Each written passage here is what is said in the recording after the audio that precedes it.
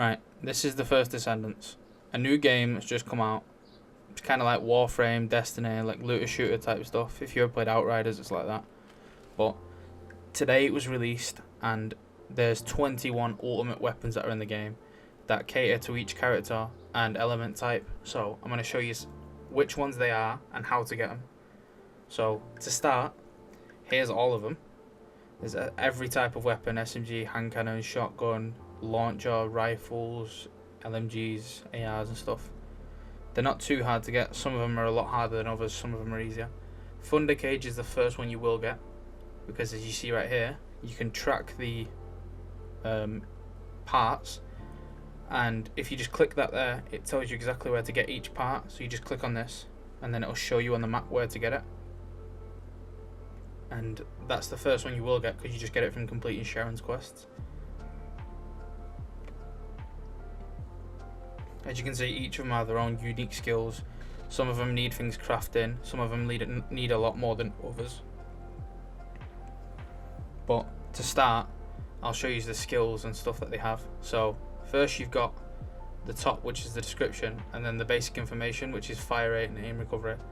And on the bottom is the damage types that you get from using its special skill.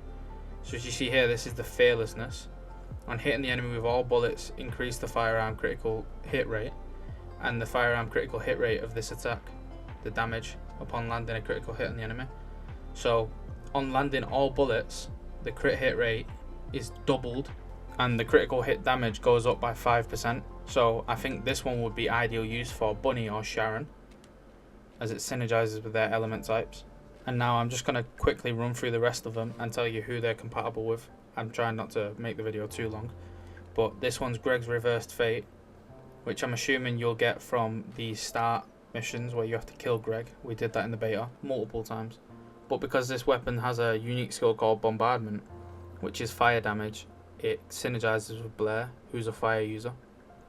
Whereas this one is a scout rifle that uses arcane energy.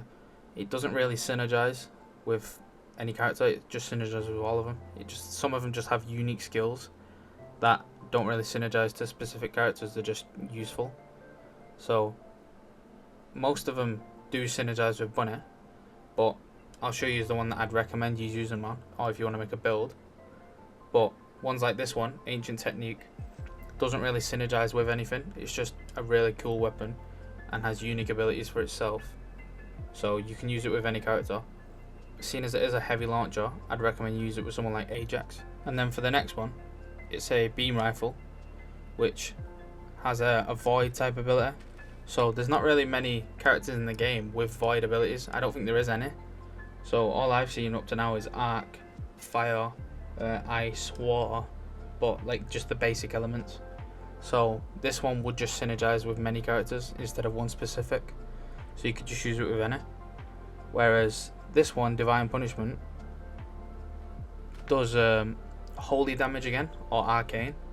So this one, because it's an assault rifle, it doesn't synergize with anything either, because it's just a primary weapon.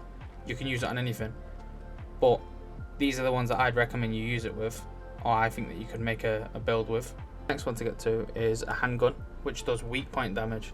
So once again, this doesn't really synergize with any of the characters, but it's just a really good weapon for you to use overall, seeing as it basically just does increased crit damage with both perks. So it does weak point damage, crit damage. So if you're using a character that like debuffs enemies, it would just do insane damage. The next one's another hand cannon, which I'm also looking forward to, and this one has a healing ability. So this one's a support type hand cannon, whereas if you hit an ally with it, it will restore their shield if the criteria is met, obviously. So that one would be a good for Ajax or Jaber or Eugen, you know, support characters. So Ajax uses shields and stuff, Eugen heals. So I mean, a gun that can restore a shield is pretty good for support characters. And then this one is another weak point damage with crits. So when damage dealt to the enemy completely depletes the target shield, you inflict a stun. So it just locks the enemy in place. So you can get freeze abilities and stuff in the game, but this one's different. It will stun lock them in place, so you can just basically pepper them with damage. without them being able to hit you back. So far, I'm really looking forward to the hand cannons in this game. The next one is the Executor Shotgun, which is an electric type shotgun, so obviously it's going to be good with Bunny again, because she's the only electric type character. But its unique ability is hitting all of the shots from one shot, increases the fire attack damage, and applies the buff to the attack, which is electrocuted. So it increased the electric damage and stuff, which, like I said, would be good for Bunny and also Sharon. Even though she doesn't use electric, she does have similar synergies with electric type abilities. So the next one is a SMG, which does poison damage, kind of. So it inflicts a debuff on the enemy, and basically is a poison type build. So it'd be best used with a Descendant who uses poison like Freyna. But this one is a machine gun, which its unique ability is called Quenching. So on hitting the burned enemy, increases fire attack and applies this buff to the attack. So basically it decreases drop off range and drop off damage and burns the enemies the more damage you do. So obviously this one would be best used with Blair, again a fire character. Most of these guns just synergize with certain characters. As we've got a machine gun, cavalry is its unique ability. So if you stun an enemy, it increases the crit and the attack damage on the stunned enemy. So if you're using like a freeze build or something that stun locks an enemy, then you get increased attack damage. And this one is another tactical rifle, but this one's unique ability is called Pest Control, which has a chance to activate, whereas the other ones are guaranteed. So when using the skill, it has a chance to activate Pest Control, which basically debuffs the enemies and buffs you, so which would be good for Kyle and Ajax. And then you've got Wave of Light, a scout rifle, which inflicts a lunar halo on the target, and then when the lunar halo is set, your crit chance is doubled by 50%, and their decay, they get decayed, so their regeneration is minused by 50%. And then up next is a heavy sniper rifle called Afflior Sword, which when hitting an enemy, like a powerful enemy, a commander or a colossus, it increases the fire critical rate and the attack damage of the weapon. So basically it buffs you.